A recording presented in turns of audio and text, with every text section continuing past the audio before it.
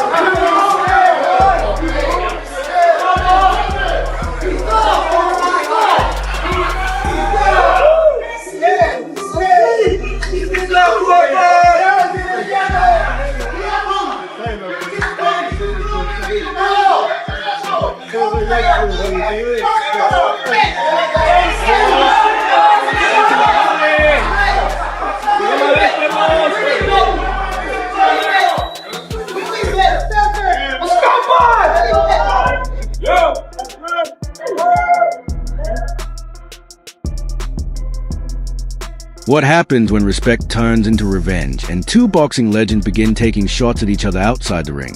This isn't just ordinary drama, it's a full-scale feud. After Canelo Alvarez dropped Terence Bud Crawford with one crushing punch in front of the cameras, many fans thought the story had ended. In truth, it was only the beginning.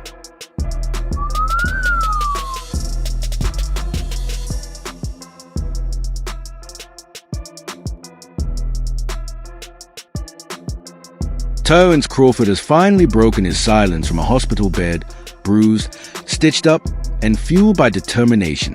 But according to Bud, this goes far beyond business. It has become personal. What you're about to witness could be the beginning of boxing's most intense rivalry in years. Crawford is far from an underdog in this matchup. He presents a legitimate threat to Canelo, and when you compare the two fighter for fighter, it quickly becomes clear that this is a genuinely dangerous contest for both men. Crawford is not a small brother in this fight. Crawford looks like a physical threat to Canelo. If we're looking at it 1-to-1, this is a dangerous fight. I'm telling you all, we can't deny that there is a more level ground when we look at them face to face now, with the physical aspect of this fight being the most dominant aspect of why people feel Canelo would win. I'm saying that now we have to reevaluate this. It's not as far off as we may believe. Now let's rewind to just 3 days earlier, when chaos erupted behind the scenes at a charity event in Las Vegas. Canelo was there for a promotional appearance, while Bud arrived with his team. The instant the two locked eyes, everything changed, and the atmosphere quickly became tense and uncomfortable for everyone in the room.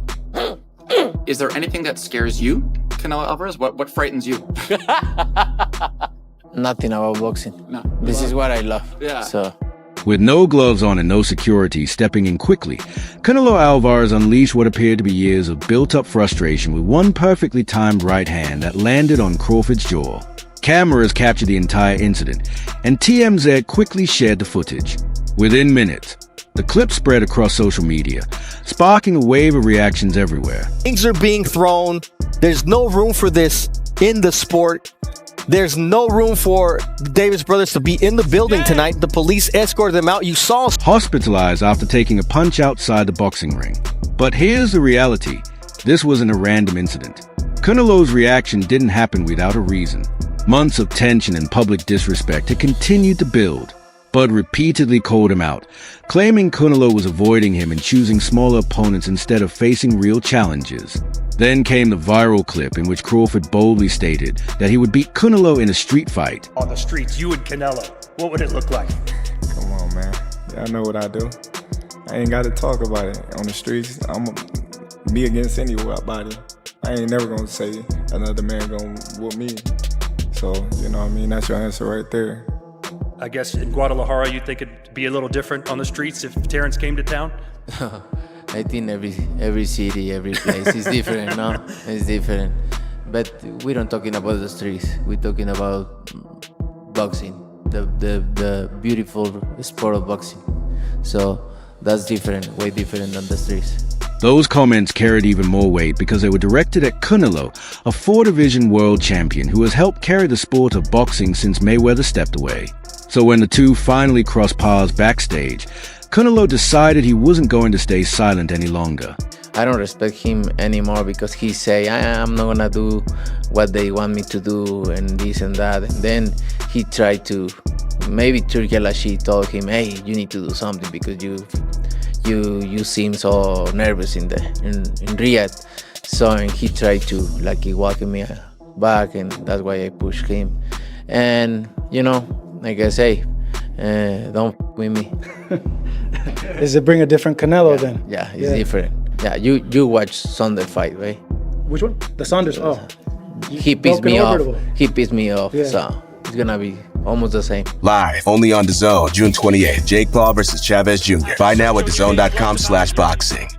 From his hospital bed, Crawford has made it clear that this is no longer a friendly rivalry. According to Bud, things have become deeply personal, and he vowed that Canelo would regret ever putting his hands on him. Sources close to Crawford claim the punch left him with a fractured orbital bone, a mild concussion, and significant swelling. Despite those reported injuries, Bud never showed any loss of confidence. Instead, he told reporters that he was caught off guard, but insisted he was still the same fighter. He said that single punch awakened a different side of him, one that never forgets. At this point, the story has moved far beyond hype. Crawford is no longer talking about money or pay-per-view sales. He's talking about revenge, legacy, and blood. Meanwhile, with Canelo remaining completely silent since the incident, Crawford's account of what happened continues to dominate the headlines. When you say, I want Canelo, is there anybody in the camp that would say, you're not ready for this? That's a big boy. He's strong. That's a conversation. It's not just, oh man, you'll whoop his ass. Like yes, man type stuff. I'm not worried about Canelo. I'm not thinking about Canelo. I'm just focused on Israel Majumdar. In a small way, is this a stepping stone to your dream fight? I don't look at fights as stepping stones. It's about now. Here's what many people overlook. This rivalry didn't appear overnight. It had been building for years. Back in 2021, Bud publicly claimed that Canelo was avoiding black fighters. The remark quickly went viral, and Canelo made it clear he didn't appreciate it. At the time, he responded by saying, asterisk, I fight whoever stands in front of me. I'm not afraid of anyone.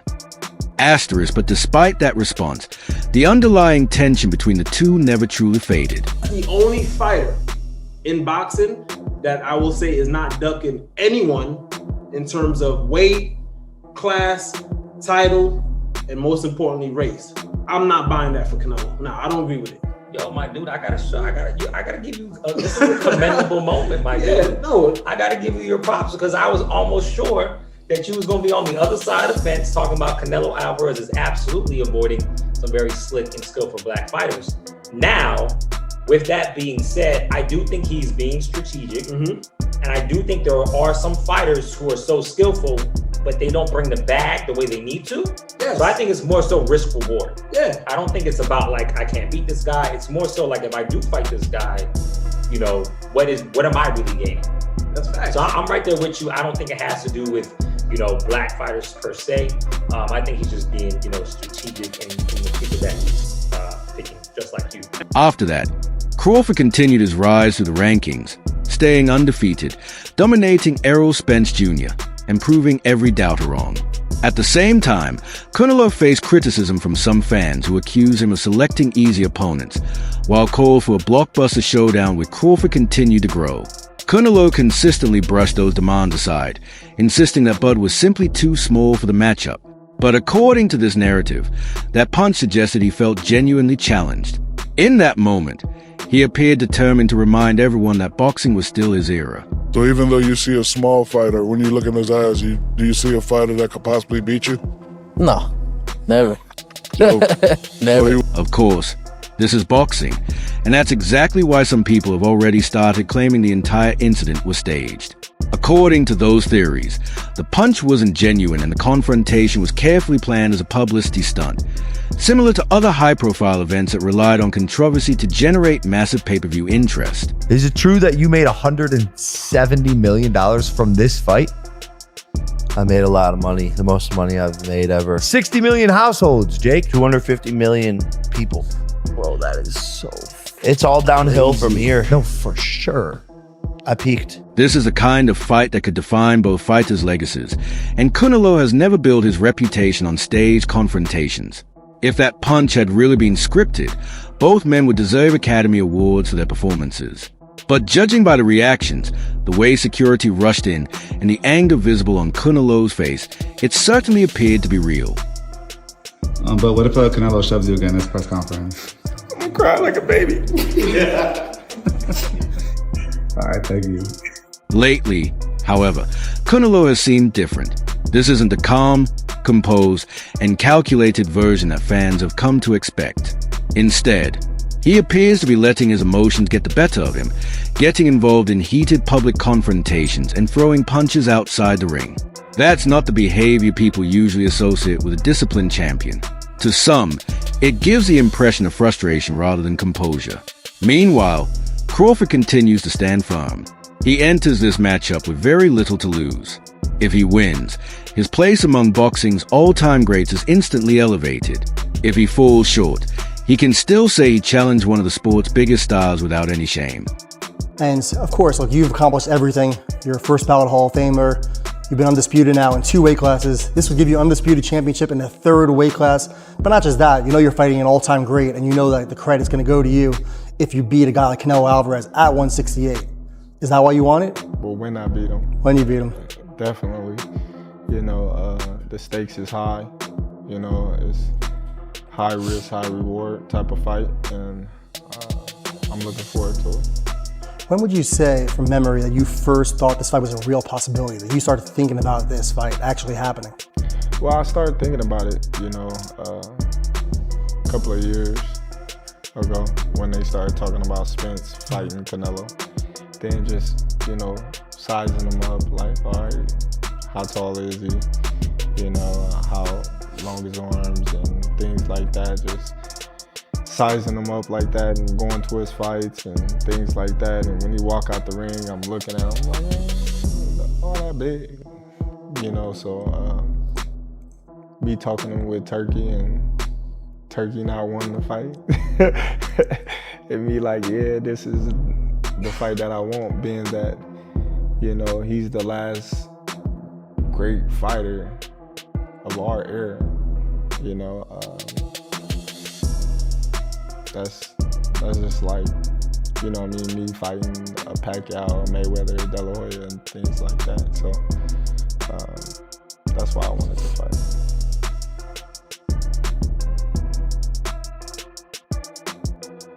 Throughout everything, Crawford has remained calm, composed, and fully focused, turning that confrontation into extra motivation. He never flinched, and he never let it shake his confidence. Instead, the incident only strengthened his resolve. What many people viewed as an act of disrespect, Crawford treated as a challenge, a clear warning that pushed him even harder. Rather than backing away, Bud used the moment as fuel for what lies ahead. When you break down what this matchup means for Tyrant's Bud Crawford, it's far more than just another move up in weight. It's a step straight into the lion's den. Canelo has spent years facing elite opponents at 168 pounds and even campaigned at 175. His punching power is on an entirely different level. Just ask Caleb Plant, Billy Joe Saunders, or Sergey Kovalev. A lot of people that say that Crawford can beat Canelo, no problem. I mean, I respect that, but I just think they're stupid. I mean, excuse my language. The size difference of a bigger man changes everything with one punch. And I can see the same thing. I mean, you saw Canelo Alvarez fighting Amir Khan. Now, look at this. Terence Crawford moved from 47 to 54 to fight Madrimov. What did he do to Madrimov? Nothing. Okay, Madrimov was a 54-pounder. Now, to move up to 168, that's 2 more divisions. Canelo Alvarez will take any punch from Crawford, but I don't think Crawford will take any punches from Canelo. Remember, Canelo got hit by Triple G, the heaviest hitter in that division. And Canelo took those shots like a champ. I don't think Crawford has anything to beat Canelo. Meanwhile, Crawford began his career at 135 pounds. Let that sink in. He has moved up a full 3 weight classes from where he started as a lightweight. Let me tell you what I think should be gone. The notion that Terence Bud Crawford should move up 3 weight classes, 21 pounds, to fight Canelo Alvarez. He's entirely too small. Jermell Charlo already proved that. Y'all remember that scene from Rocky? Remember that scene from Rocky 2? When Carl Weathers was Apollo Creed and his trainer was like, can I be honest? I saw you beat this man within an inch of his life. And he kept coming. He wouldn't go away. He's wrong for us, baby. He's wrong. Let it go. Apollo couldn't do it. And lost fight number 2. Trained him for fight Rocky 3 and then got killed in Rocky 4 by Drago because he couldn't let it go. Bud Crawford needs to let it go. Too small. Here's what I believe should be taken out of the discussion. The idea that Terence Bud Crawford has to move up 3 weight classes, 21 pounds, to face Canelo Alvarez. The reality is that he's simply giving away size. It is my biggest concern when it comes to Terence Bud Crawford when people, for some reason, keep mistakenly comparing him to Floyd Mayweather when it comes to being an elusive fighter.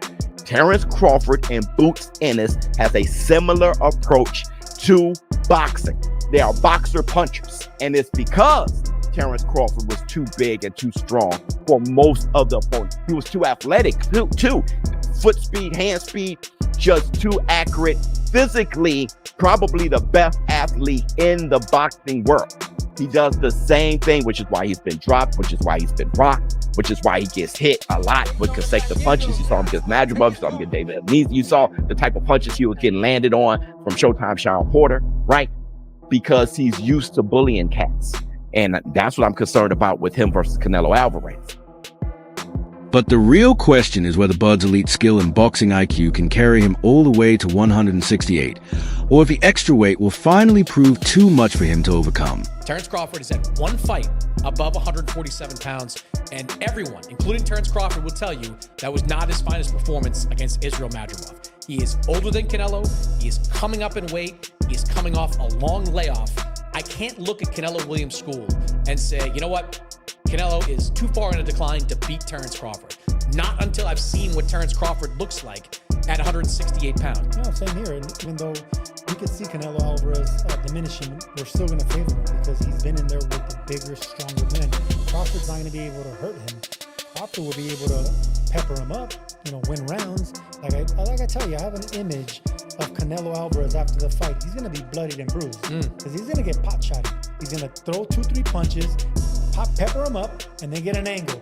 Then once Canelo starts realizing I'm falling behind here or I'm getting hit too much, I gotta do something great, that's when Crawford's gonna have to get on his bike. That's everything for today's video. If you enjoyed it, be sure to leave a like, subscribe, and hit the bell icon so you never miss any of our upcoming uploads. Don't forget to share your thoughts in the comments below. Thanks for watching, and we'll see you in the next one.